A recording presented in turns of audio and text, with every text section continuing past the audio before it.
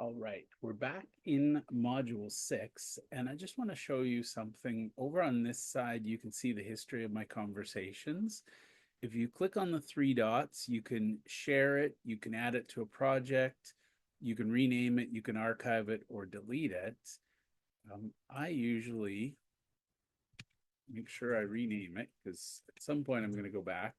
And one thing I do every few weeks is I delete all of these. I archive them.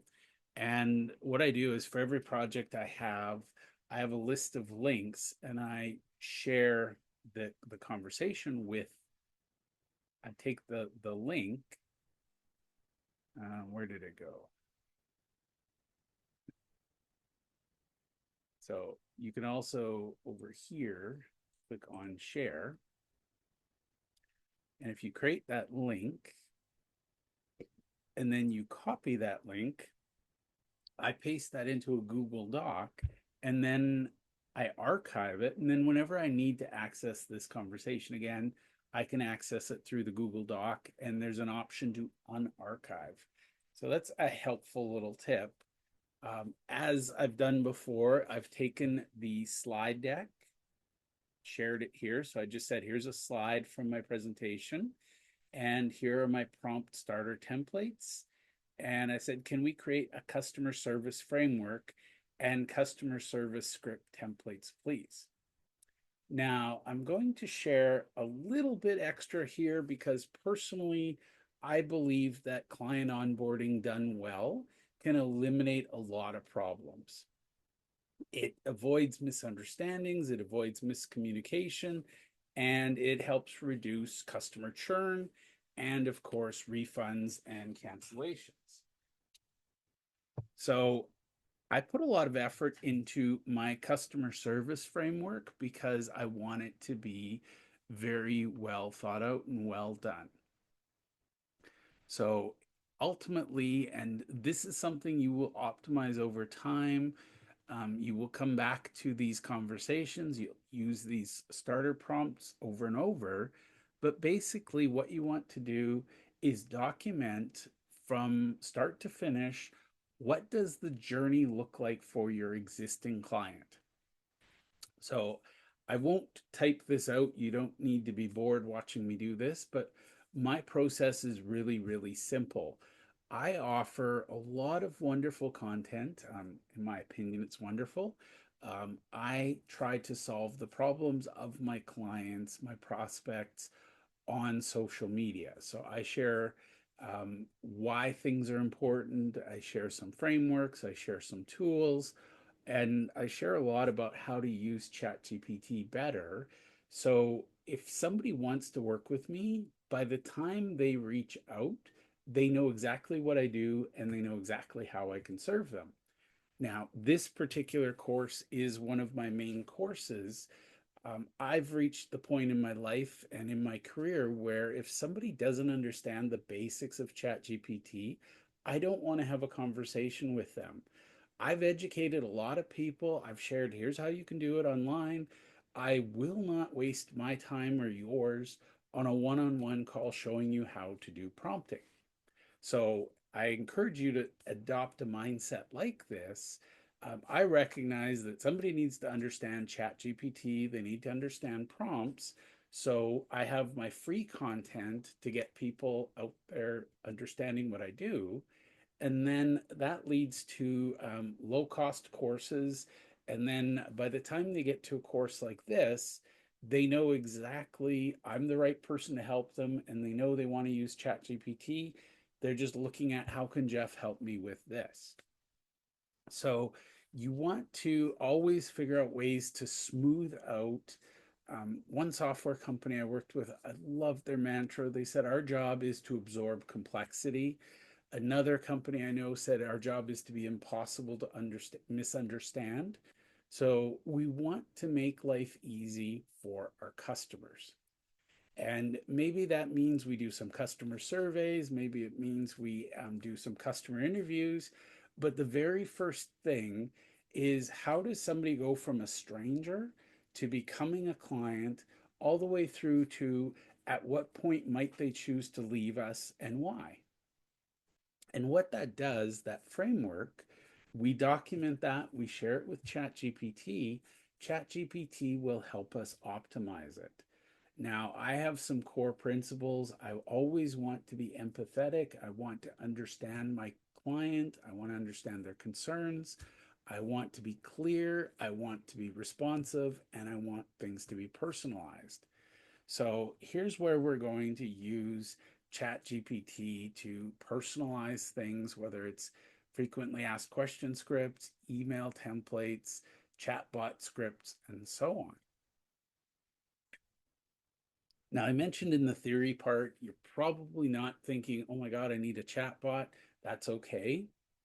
But for your team, give them the scripts that you would give a chatbot. And basically, what that does is it allows everybody on your team to provide the same type of answers. So these are some customer service script templates. I will copy and paste this so that you can see this in the conversation.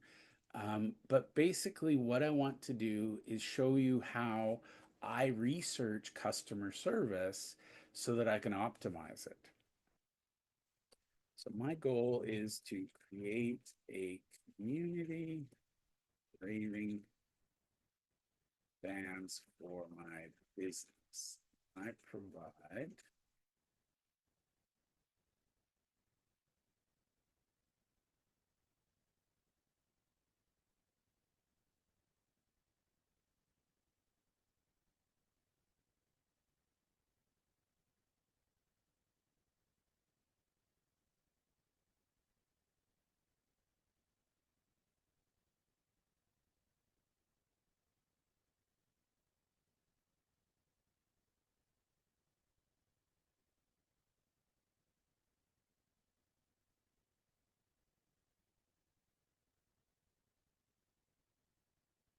sharing here. You see, here's what I do.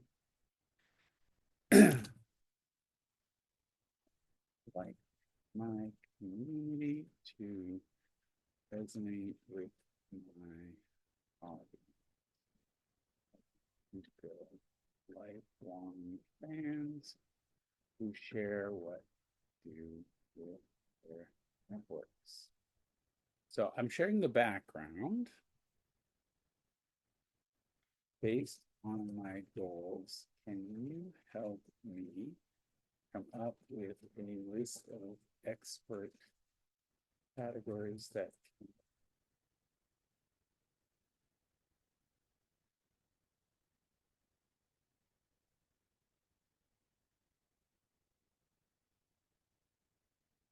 And one thing I will say, if you're looking to grow a business, I believe number one, you need to get good at acquiring clients. That is number one priority. If you don't have clients, you're not in business. Um, Second, and a very close second, so it's not a distant, it's a very close second, you need to get good at retaining those clients. There's no point acquiring clients that you then have to replace. So the short-term win comes in being able to acquire more clients. Long-term success comes from being able to retain them. So we're going to work on retention. And I'm not going to read all of this. I'm not going to ask you to read it. You can flip through in the chat, in the Word document I'm going to share. But basically, it's giving us some categories of experts, and it's listing some interesting experts.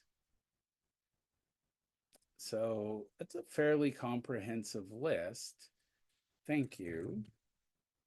We will refer to the categories as expert categories.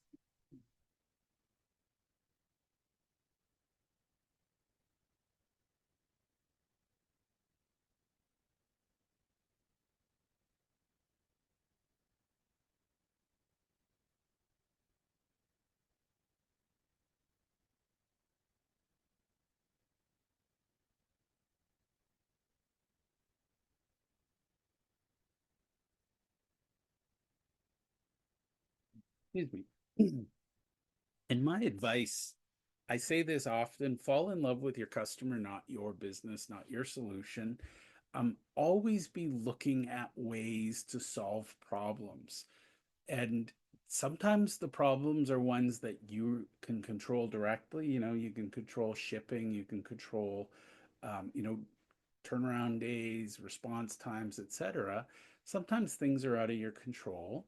But if you have, let's say you're a professional service, maybe you're an accountant, um, and you rely on lawyers to help your clients with certain things, have a list of questions your clients should be asking their lawyer to make sure they get the best results. One of the number one things I find, and I've been guilty of this myself, is we assume that our clients know what questions they should ask. So if we refer them to somebody, we assume they'll figure out how to work together. Wouldn't it be nice if we gave them the questions we would ask so that they go and they get the experience we're hoping for? So here's some best practices. And I love that it's including customer experience, gamification, behavior. My number one expert whenever it comes to white glove service is, and forgive me, but I'm a child sometimes, Mickey Mouse. Literally, he's a mouse with white gloves.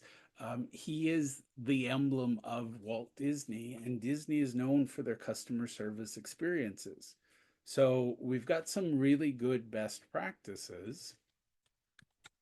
Now, can we use our expert categories, experts and best practices, create an outline for a white glove customer onboarding experience to bring people into my world? Because I'm a big fan of relationships in business, and I don't want to be the one night stand of business. I don't want people to come to me and then leave the next day. I'd like the long term relationship. I see more value in a long term lifetime relationship than I do in a short term. So here's how we can do pre onboarding. And again, you'll see this is catering to my audience, my needs. And it's showing how to personalize. And this is something you should always look at is how can I iterate for excellence? So my version of anything you do with me with ChatGPT, get the first draft done, get it done quickly, get it out into the world and test it, and then figure out over time how can you optimize it. So the first round, the first 90 days, you're going to have some bumpy rides. You're going to have some rough edges in your business. But by getting these things documented and starting to work on them, then you can start to smooth out those rough edges. So this has given us a white glove customer onboarding experience. And now this is where ChatGPT gets to be fun. Thank you so much for your help. Now, I'd say please and thank you to a human, so why wouldn't I say it to this version of my own brain? And we create an SOP for creating a white glove customer onboarding experience. Please consider our expert categories. Experts. And by the way, if you get bored of me typing this over and over and over, usually I copy and paste, but I want you to see how I go from here's my challenge, the thing I want to do, to here's my categories of experts, here's my individual experts, here's the best practices, here's an SOP. And the beautiful thing is now you can use this SOP to create your own. So all I would do is say, copy this, and I'd start a new conversation. And I'd say, ChatGPT, here is my SOP for creating a white glove customer onboarding experience. Can we work together to create it? And it is amazing because ChatGPT will go through all of these steps with you. And when you're done, you'll have a really good first draft. And I love that it's got quality control, etc. So I spend a lot of time agonizing over the client onboarding experience because I know from, I've worked in service my entire career. I started out in fast food. I worked in retail. I worked in the accounting world. I worked in business coaching. I've worked in software. Everything I do has been about service. And if I'm really being honest, almost every single problem I've encountered in my entire career has been because I either didn't explain the process up front or I didn't communicate enough during the process. So you want to find ways to wow people. And, for example, what I do with courses, once somebody takes my course, you will see this evolving over time. The first draft of my course is always done to be done. And then over time, I add things like surveys, I add questionnaires, I add email supplements, templates, etc. But basically, if you as a business agonize over your customer experience, you agonize over the onboarding, you get really good at retaining your clients and you don't need to get as good at finding new ones.